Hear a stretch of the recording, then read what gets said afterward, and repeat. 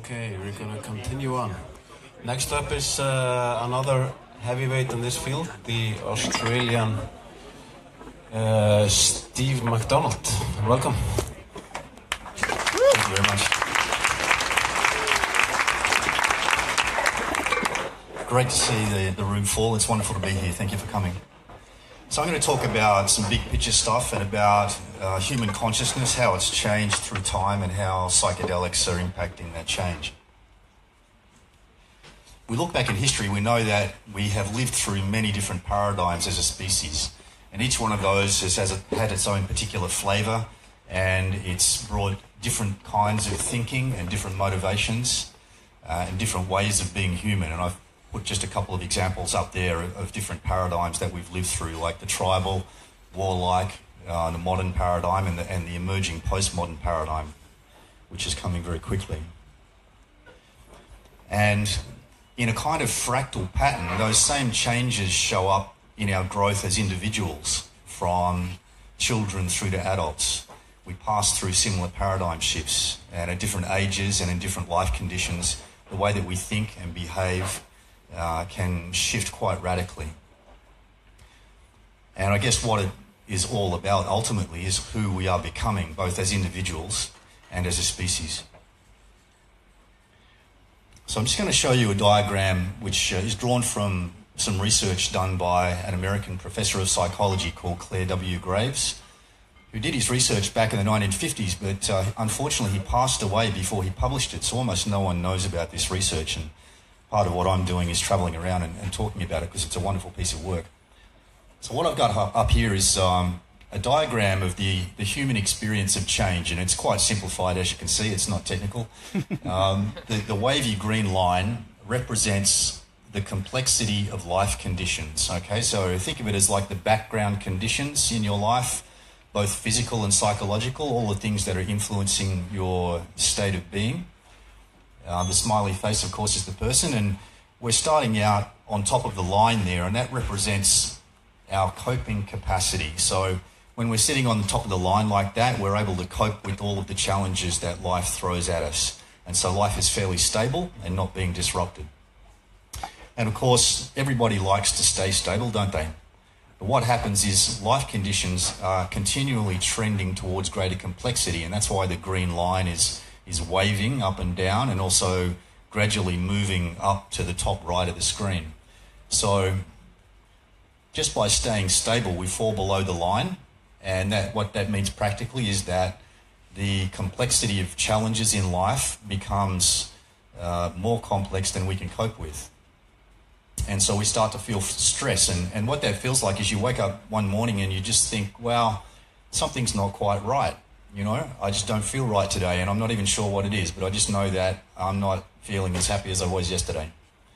And so that's the first sign that something needs to change, and it's also a sign that we have entered into a change process ourselves.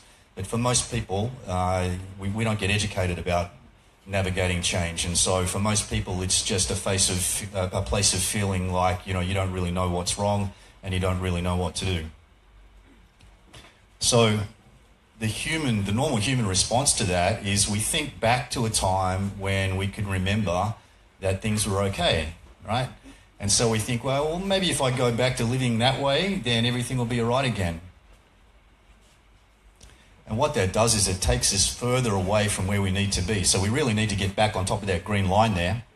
But if we go back to the way things used to be for us, then it inevitably increases the tension, what I call evolutionary tension, which is if you think of pulling the elastic band back on a slingshot to fire something into the air, it's the tension that creates the motivation there. And so by falling down into an old set of values, we actually increase the tension and create momentum for change. And you hear this from politicians all the time, you know, we just need to get back to family values, we need to go back to the way things used to be, we need to make America great again, that kind of stuff. So it's very, very common, it's a normal human response. But by going back to an old set of values, we actually become less capable of coping than we would have been if we'd stayed up in the stress position there. So we're actually creating momentum for change. And for many years I used to look at this data from Graves' research and wonder why the hell would we go backwards, when we need to change in the other direction. But of course the reason is that it's a natural, evolved response to create momentum for change, because when things get really bad, people get really serious about changing. So the experience, when we go backwards there, we go down to the bottom of the screen into that chaos place, and typically you'll feel trapped there, and that's why there's a red barrier, okay? You feel like you're really stuck, you feel like life isn't good at all, it's chaotic, and you just would do anything to get out of there, essentially. And that becomes like the alchemist's furnace. So we're under pressure there. You can think of it like a diamond or carbon being pressed, really, really hard in the earth and being made into a diamond, or something being boiled up in an alchemist's furnace and transforming as a result of the fire. So right down there in the chaos, we're in the fire, okay? And that's where the change happens, the serious change. So we start to see neural networks reshaping themselves and neurochemistry changing, all of our body chemistry changing to some extent, which really transforms us. And sooner or later, we have some kind of a breakthrough. And this is called revolutionary change. Okay, and that breakthrough often comes through insights, through having new ideas, new perspectives, discovering new values. Has anybody got any ideas what kind of tool we could use for that? Good, you're listening, that's great. So obviously psychedelics have played a huge role in human development as individuals and human evolution, most likely, as a species, by allowing us to take new perspectives on things, completely changing the way that our brain operates temporarily so that we can see things and discover things and think of things that we couldn't think of before. So out the other side of that, typically we feel very energized because those insights and that breakthrough allows us to kind of see the light at the end of the tunnel. So we move into a renewal phase, and often people can be a little bit like an unguided missile when they first enter into that phase. They've got all this energy and they've discovered something new. And I'm sure you've all seen this in friends who've just discovered ayahuasca or some other drug, and they've had an amazing experience. And they just want to tell everybody about it and make sure everybody else does it too. So that's the renewal phase. It's wonderful because it creates tremendous energy, and this is the breakthrough, the revolution there is really like letting go of the elastic band on the slingshot. It's the tension created when you pull it back, and then the breakthrough lets go, and away you go. And eventually, with proper integration, and that's another important issue in the psychedelic world and in terms of the use of psychedelics, is understanding that what the drugs do or the plants do is they put you into a change process, and that can feel really, really significant at the time that you have the experience, but then there needs to be some kind of integration process. So it's like, you've just learned to ride a bike, but when you've just learned to ride a bike, you can't go and enter the Tour de France. You've got to learn how to, you've got to practice riding the bike, basically. And in the same way, we need to practice and get used to these new ways of thinking and these new experiences that come from revolutions using psychedelics. So we find ourselves back up on the top of the line again, and we can cope, but we're not quite the same as we were before. And you'll notice that the stability on the right-hand side of the screen is higher than the stability on the left-hand side of the screen, and that's because it's a more complex place. So when we become stable again, we're actually operating in a more complex way, and at a personal level, that means that we have developed to operate at a higher frequency, you might say, and the same applies at a species level as well. So I'll come back to that change process a little bit later on. There's also an evolutionary option in here. You'll see that's just appeared in the center of the screen there. If we are conscious enough to understand the change process and to understand what we feel in ourselves and understand our experience of reality, in the moment that we wake up and say, something doesn't feel right, we can also say to ourselves, wow, something needs to change. Or wow, I'm changing, okay? And then nourish that change process and understand the change process. And with that level of consciousness, we can actually navigate the change potentially without a crisis, okay? And that's a really important thing at a personal level, and it's perhaps even more important at a global level for us as a species. And it's about time as a species that we started realizing this stuff, and we started becoming aware of what we're doing, and aware of our environment so that we can actually take that evolutionary route consciously rather than falling down into the hole and having to get blasted out of it. Yeah.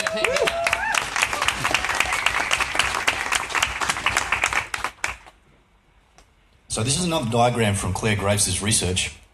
It's basically the stages of human evolution that showed up in his research. Now, he studied 1,065 people for 9 years, and he used all sorts of different ways of analysing their worldviews and their motivations and their behaviour, collected an enormous amount of data, and then got 7 of his peers to help him sort the data into some kind of order. And he began the research, you know, it wasn't one of those research programs where people think of something they want to prove and then go ahead and try and prove it. He just began with a question in his mind, and the question was, what is the nature of a psychologically mature adult? And so that left, you know, the findings somewhat open, and he was very, very open all along to whatever showed up in the data. And it took him a long time to really sort through it in conjunction with his friends, his peers. So what he found was initially 7 stages, okay? So the 8th stage didn't show up initially. And he noticed that there were patterns in the data, and one of the patterns that he noticed was that when people changed,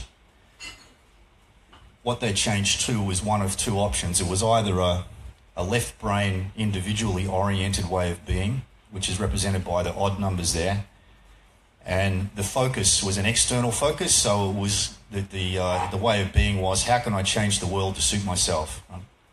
So they either changed to that, or they changed to the other option, which was a right brain focus, which was an internal focus in terms of the self, and a communal way of being.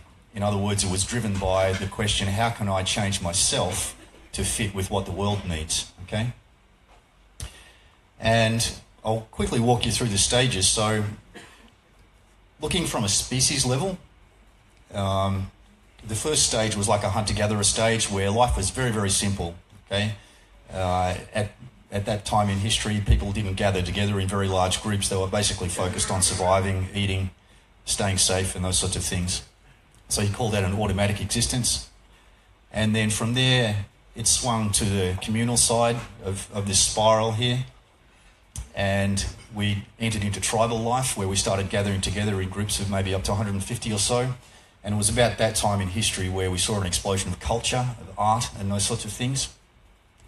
And then from there, we swung back to the individual side again and broke out of our tribal boundaries and our tribal customs and those sorts of things, and began conquering lands, okay? So that was like a power-based, egocentric way of living, and it gave rise to people in history like Genghis Khan.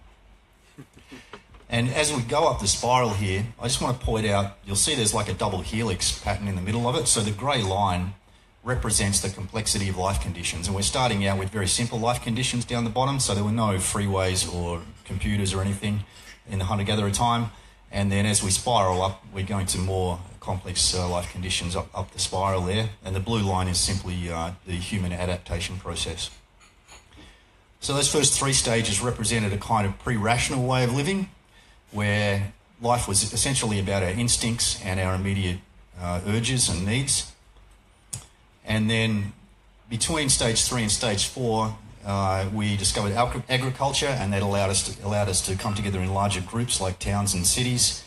And of course, when you do that, you have to have rules that people live by, and you've got to tell other people what the rules are, and life needs to be more structured. So at stage 4, we saw the birth of things like religions and governments and philosophy and those sorts of things. And if you look back in history at all of the great civilizations we talk about, like the ancient Egyptians and the Greeks and those sorts of civilizations, then they were really coming from that stage 4 place.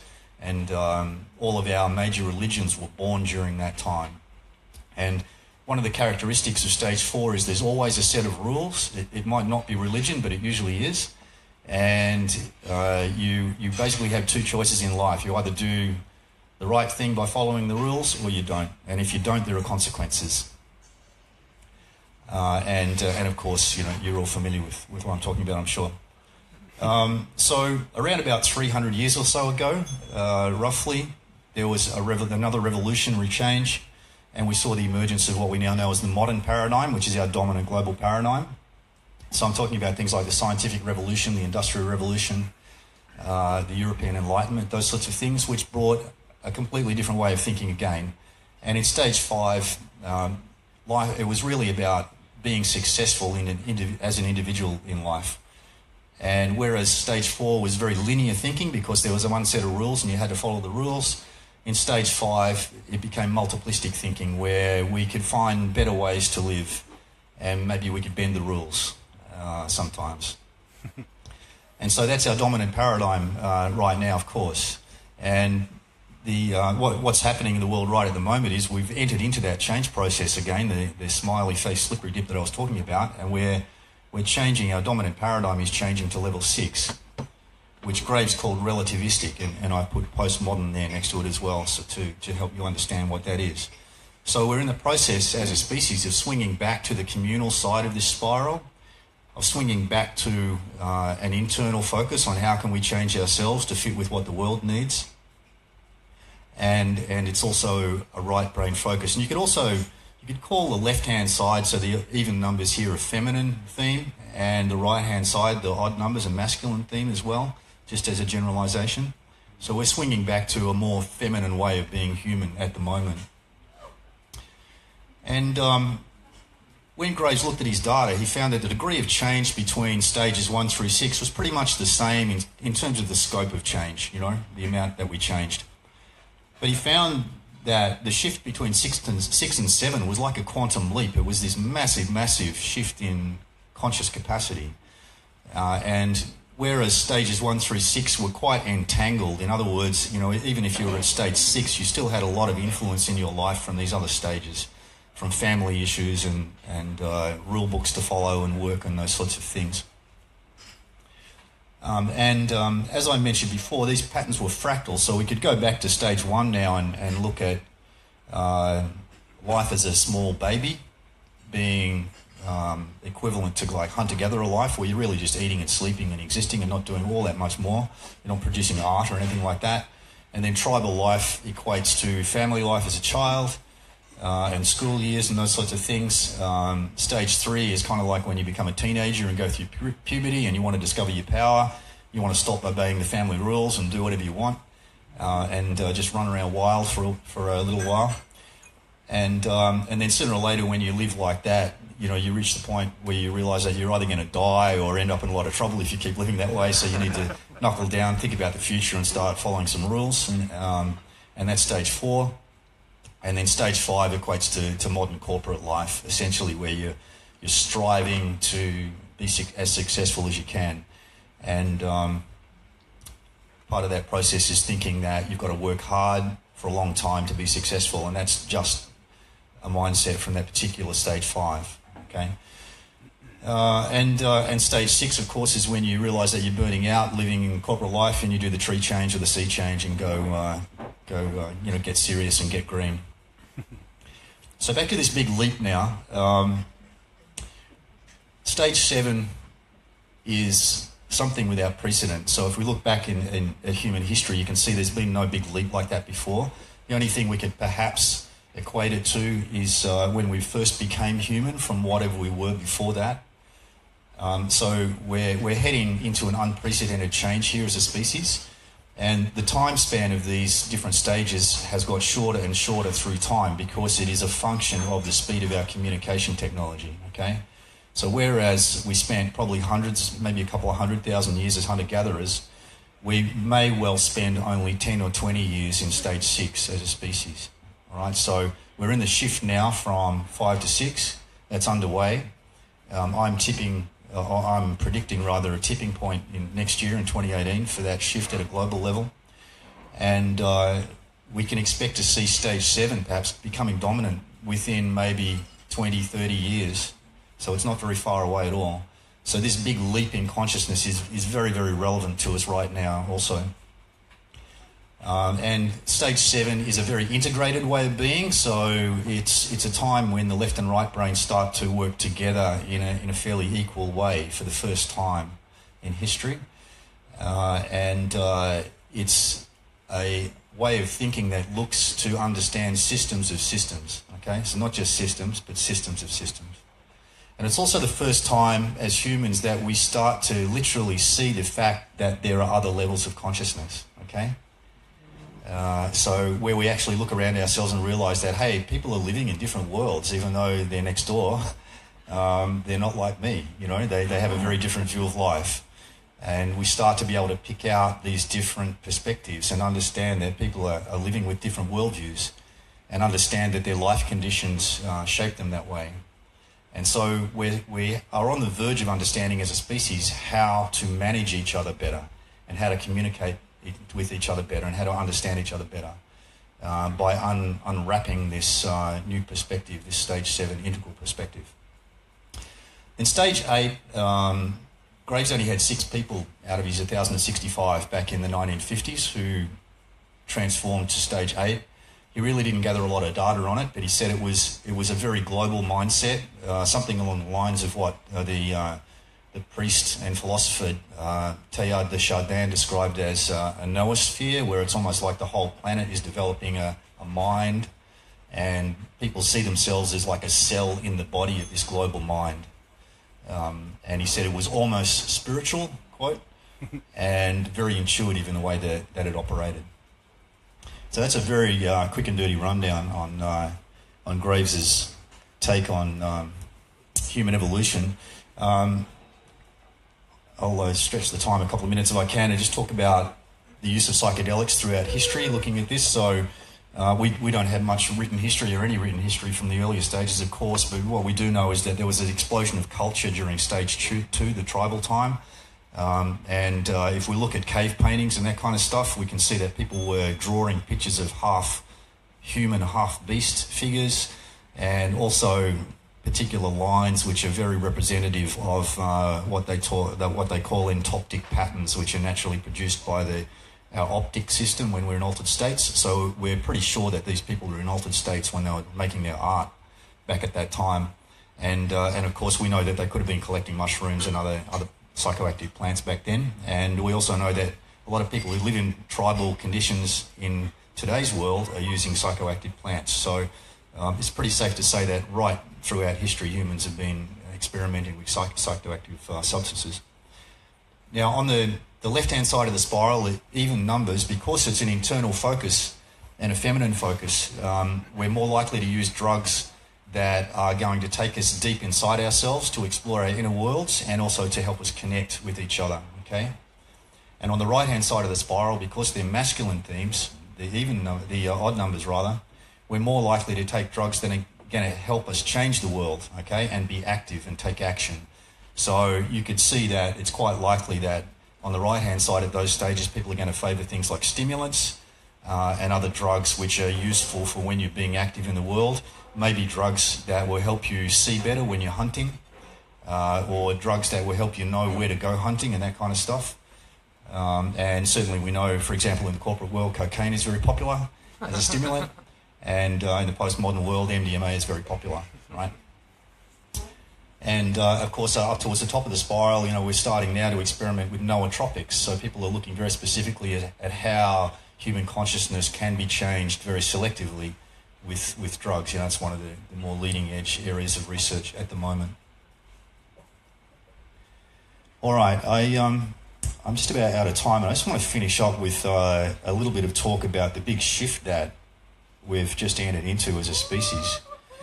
And so where we are now, by my reckoning, is in between 5 and 6, okay? I'm talking now about the dominant paradigm. Obviously, there are a whole bunch of people who are up here, and by the way, this is an open-ended system, so Graves found that as long as the world becomes more complex, so will human consciousness. So we can expect that there are probably already new stages up there that just haven't been mapped by anybody's research, because no one continued Graves's research when he died in 1986.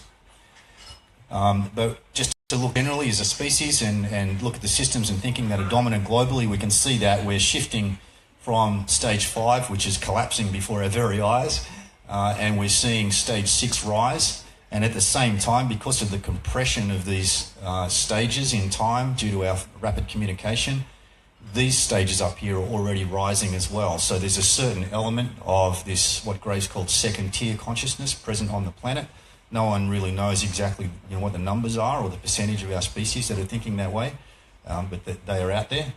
And so these folks here have like an exponential influence on what is happening right now. So whereas the mainstream is doing this shift here, there's a smaller percentage of people, and I've never analysed Elon Musk, I've never met him, but maybe Elon Musk and people like him are examples of this second-tier consciousness, where one person can do extraordinary things in terms of creating change that affects everybody on the planet, okay? We can expect to see more of that, and that's probably going to save us, to be honest with you. So what we can expect, though, now within the next few years is that our modern systems, so think of things like our economic system, our social systems, our systems of national government, remembering that the idea of a nation state only arose in stage 5, okay? Prior to that, there was really no such thing as a nation state. So we can expect to see the decline of influence of nation states, the decline of influence of national governments, and we can expect to see a rise in network-centric thinking, in humanistic thinking, in human connection, because one of the key drivers of stage 6 consciousness is deep connection between human beings. And the interesting thing is that these things are happening simultaneously. So I can't use my two hands because I've got to hold the microphone with one of them, but on one hand, you've got the old systems collapsing, and on the other hand, you've got these new systems rising at the same time. And there's going to be an overlap when the old systems are collapsing and the new systems aren't quite ready to take over yet. Okay, so we're going to go through a few years of chaos, just like the smiley face slippery did, just like we do at an individual level, but at a species level. And my last slide here is a predictive slide which I put together just recently, where I've taken this work from Clare W. Graves and his understanding of the change process, and I've combined it with about 3 other different sources, including some financial predictions, some very sophisticated astrology by an American man called Richard Tarnas, and also something else that just slips my mind right at the moment, but it's not that important. So what we've got there up the top is a Neptune sextile Pluto transit, which started in 1936 and will finish in 2045, and the theme there is deep transformation. Okay, so it's quite possible that we might see the second tier consciousness, like stage 7, becoming stable globally around that time of 2045. 2007 through 2020, we've got Uranus square Pluto, which is about seeding revolutionary change. Okay, and I'm sure you've all been aware of that. 2015 through 2017, Saturn square Neptune, a crisis of faith and disillusionment. So that was in the lead up to the US election and the election of Donald Trump. When people really lost total faith in the political system, there was no good choice, so what do? And of course, they're all disillusioned with the result, most of them anyway. 2016, 2017, Jupiter opposition Uranus, and the theme there is expansion and disruption. So there are those two things. You've got disruption with the old systems collapsing and expansion with the new systems rising, happening simultaneously.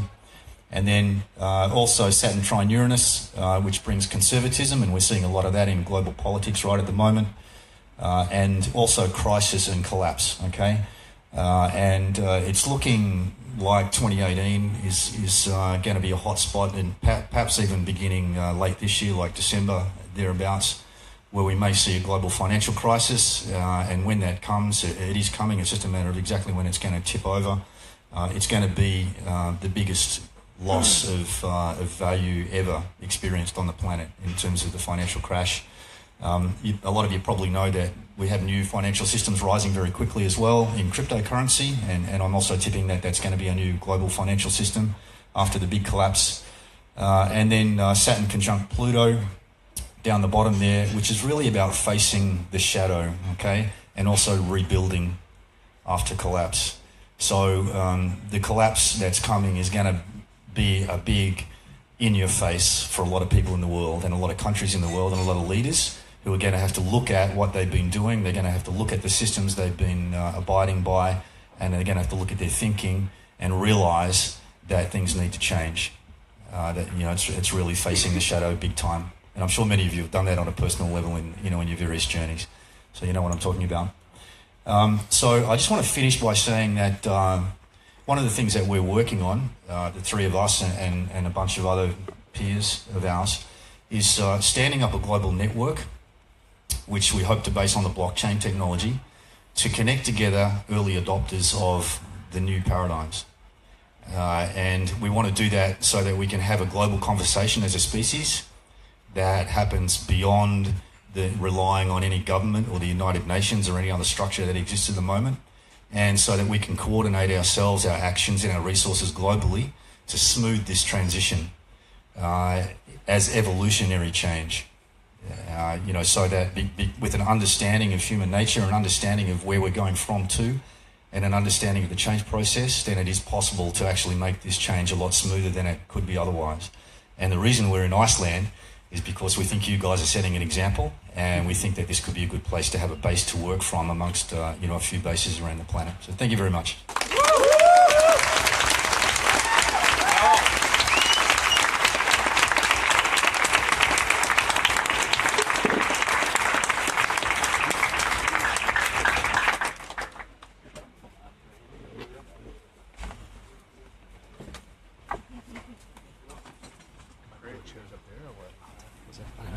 Thank you guys so much. It was very, very interesting.